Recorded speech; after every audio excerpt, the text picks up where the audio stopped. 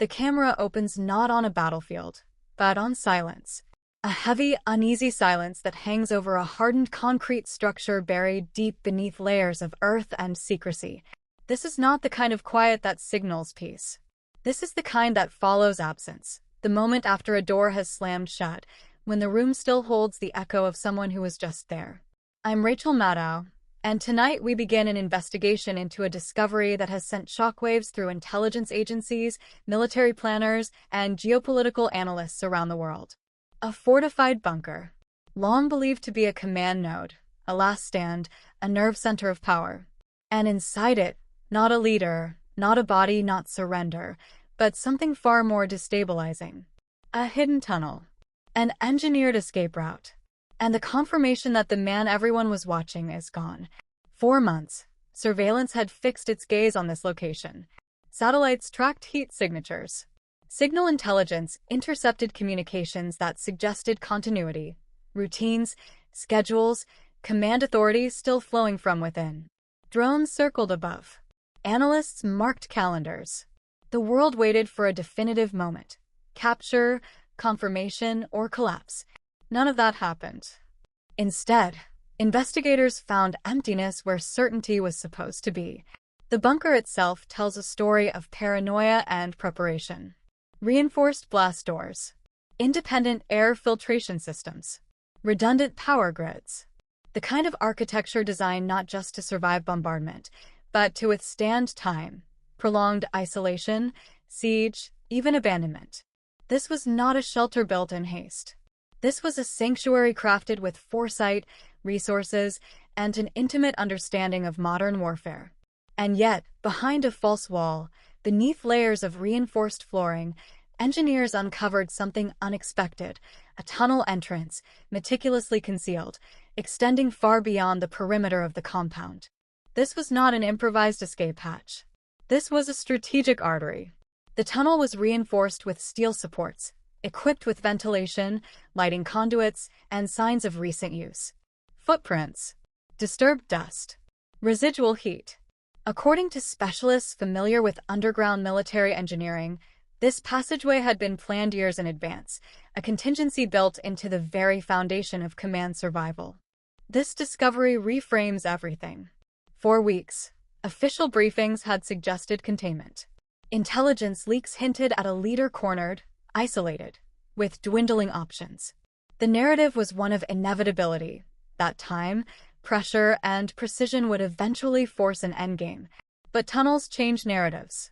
Tunnels represent mobility in a world obsessed with surveillance. They are the great equalizer against satellites and drones. They allow power to slip through cracks in the most advanced intelligence systems on Earth. History has taught us this lesson repeatedly, from Vietnam to Gaza, from Cold War Berlin to modern insurgencies. Yet each time, the revelation feels like a failure we should have anticipated. This tunnel wasn't just an exit. It was a statement. It said, "You may see everything above ground, but you do not control what lies beneath." According to a verified international news outlet with access to regional intelligence officials, the tunnel extends several kilometers, potentially linking to a network of subterranean routes long rumored but never confirmed. These routes, analysts believe, were designed to enable rapid relocation, secure transport, and, most critically, deniability. If a leader disappears underground, does power disappear with him? Or does it simply relocate? This question now dominates intelligence briefings across multiple capitals. Because leadership in modern asymmetric warfare is no longer tethered to a throne, a palace, or even a bunker. It is mobile, networked, dispersed. The physical body matters less than the symbolic continuity of command.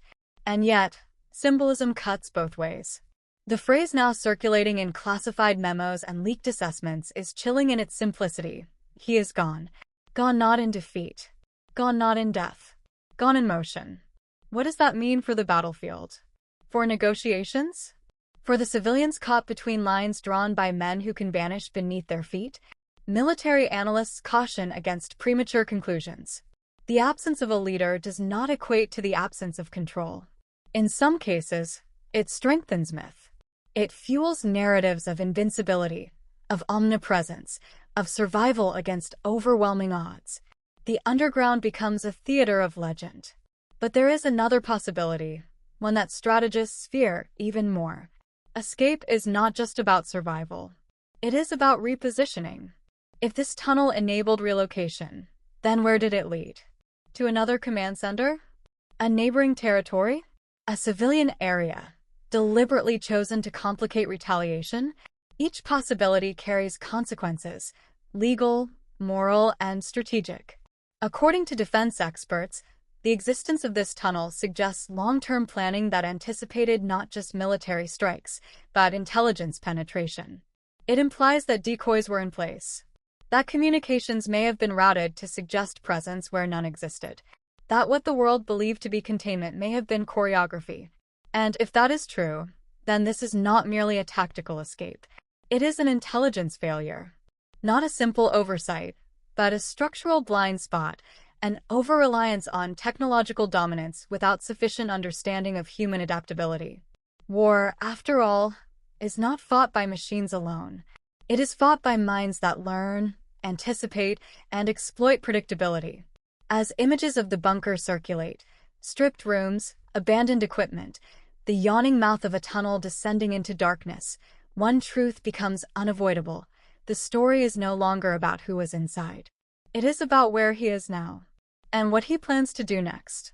Because disappearance does not end conflict. It reshapes it.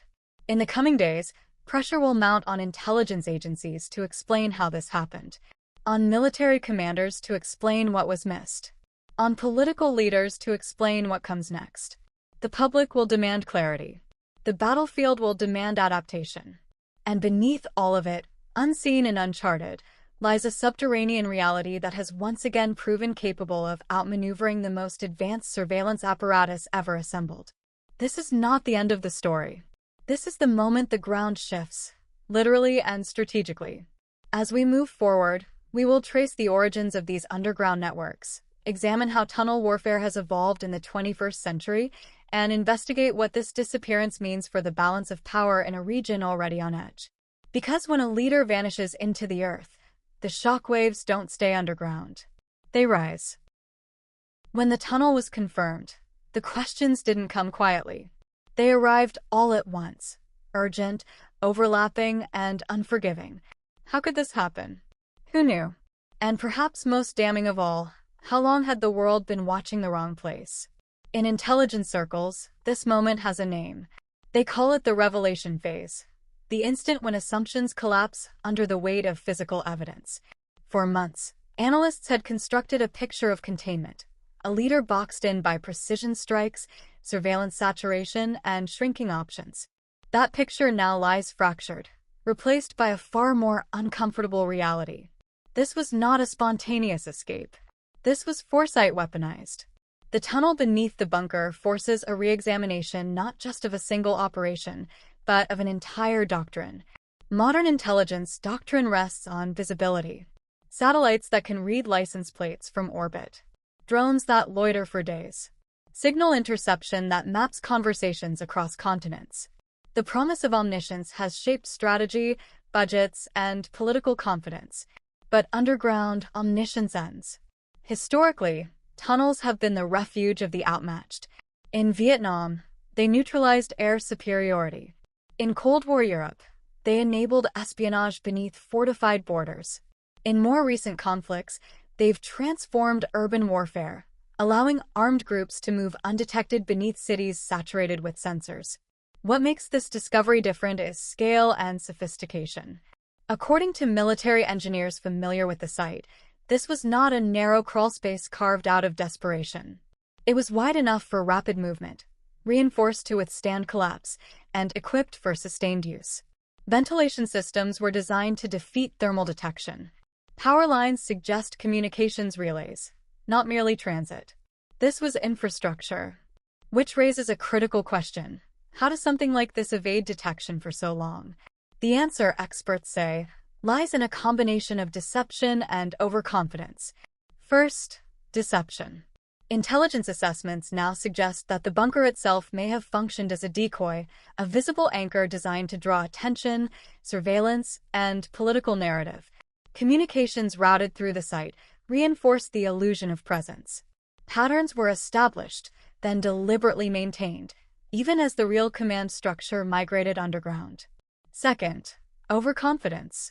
Modern militaries have grown accustomed to dominance from above. Airspace control, satellite coverage, cyber penetration. These tools have delivered decisive advantages in conventional conflicts, but they have also fostered blind spots. Underground space remains stubbornly resistant to comprehensive monitoring. Ground-penetrating radar is limited. Seismic sensors are imprecise. Human intelligence, often the most reliable source, is also the most fragile. And that fragility matters. According to reporting by multiple international outlets citing regional intelligence officials, warnings about subterranean networks had surfaced repeatedly over the years. They were acknowledged, cataloged, and ultimately deprioritized in favor of more immediate threats. The assumption was that any tunnel large enough to matter would be detectable. That assumption is now under review. Inside intelligence agencies, the fallout has been swift. Emergency audits, task force reviews, quiet reassignment of analysts whose estimates proved overly optimistic.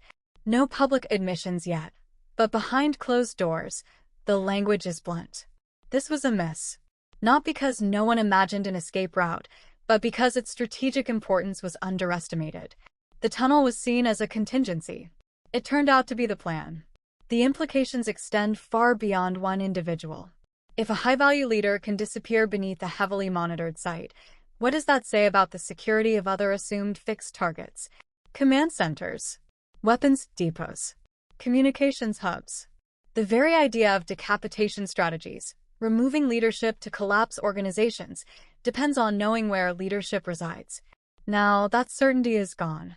And so the conversation shifts from capture to consequence. Where does power go when the figurehead vanishes? In some movements, authority fractures. In others, it consolidates. The disappearance can trigger internal struggles, or it can elevate the absent leader into something more powerful than a physical presence, a symbol immune to airstrikes.